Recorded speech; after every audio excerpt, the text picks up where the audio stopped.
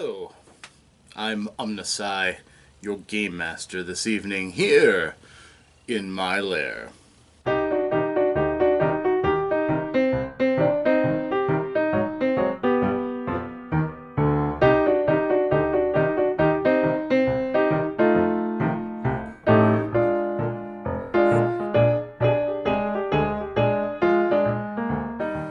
Hello, my friends, once more. I am OmnusI, your game master here at the Lair of OmnusI. And I'm answering another question from the RPG Brigade's RPG a Day. Today being August 11th, it is time for the 11th question, which to us is, what dead game would you like to see reborn? Now, I've said before, we're in kind of a golden age where everything old is new again, and many old titles that were once very much dead are being reborn, recast, renewed, oftentimes by the people who first spawned them. For example, the venerable spy game, Top Secret, has just been kickstarted successfully and will be coming out again. Metamorphosis Alpha, I believe, was reborn. Star Frontiers was hovering.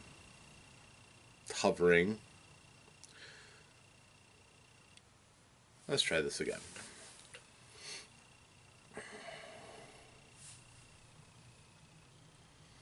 Hello, my friends, we are well met. I am OmnusI, your game master, here once more in the Lair of OmnusI, here to answer another question posed by the RPG Brigade for their RPG a Day this August. This being the 11th day, it is time for the 11th question, which is, which dead game would you like to see reborn? Well, we are in a golden age when many dead games are being reborn right now. Paranoia was recently rebooted again. They have a really neat little white box, and I've been contemplating getting it at my gaming store. Still on the shelf about it. When I had Paranoia, I only got to play it seldomly. While it was fun, it took the right time to play it. So I don't know how much mileage I'd get out of it for what to me would be about a $35 box. Of course, Dungeons & Dragons keeps rolling along. Shadowrun keeps being reinvented. Rifts, whenever the folks at Palladium need more money, they'll release another ultimate book of everything. I would probably say that for the most part, most of the games that I play are pretty solidly set as far as being tended to and put back into print when they need to be. I was sad to find out that GURPS wasn't doing any more print releases. This being the digital age, I suspect they're pioneering that. But I do like having a physical book in my hands. That is truly unfortunate. I would say, the GURPS print would be nice. But if I was looking at something that was well and truly dead, well, like I said, Gamma World, been reborn in a different form, but, it got some love. Shadowrun's newest edition looks like it's humming along pretty nicely. The 5th edition of Dungeons & Dragons, of course, is quite good. Ank's Path and company may do something with the World of Darkness franchises, which is fine. I don't really feel a need for those to be reborn because I have enough materials that I could play them as long as I ever want to. That's the thing with games that are dead. There's still going to be communities that are still going to be creating material for them. It's just not going to be the official material, but there's still a wealth of information on almost every franchise that's ever been made. Likewise, I think that anything that Gary Gygax created himself is not ever going to be retaken by anyone else. So, things like Legendary Journeys, and that's just not happening. I guess if I was going to pick one, however, and to answer the question definitively, the one that I think I would pick would be Boot Hill. It was a game that ran back in the old days when you had Dungeons & Dragons, which kind of spawned off things like Star Frontiers.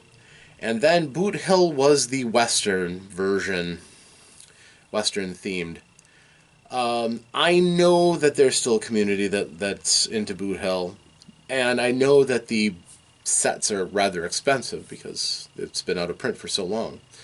All of the Western games that I'm familiar with uh, either are something that you'd have to order.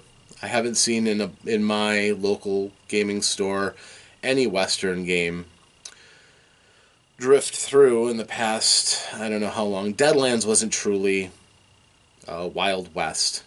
It's a Weird West, which is fine. It's a solid game. It looks like, but I would like to see Boot Hill again.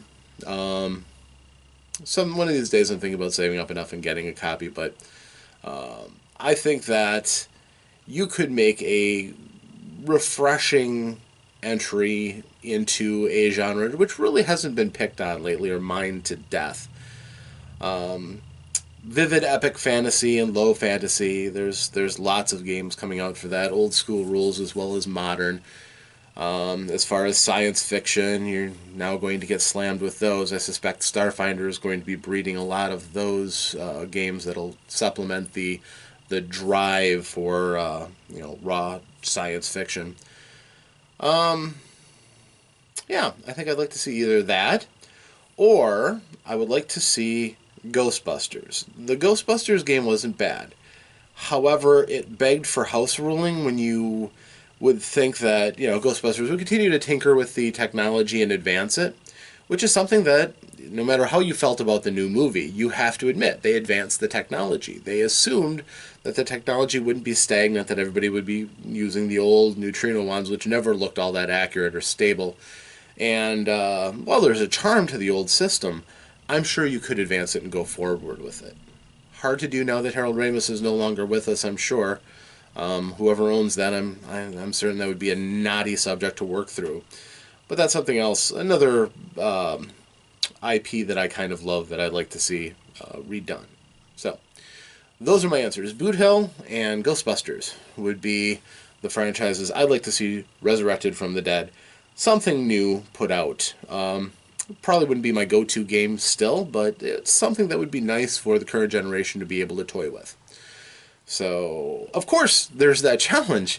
I like to think that I'm starting to get on the path of game design, and who knows, maybe someday I'll self-fulfill that prophecy. I've got a few ideas in mind already that are percolating. So, well, I'm OmnusI here at the Lair of OmnusI, and I will see you tomorrow, hopefully. Until then, safe adventures.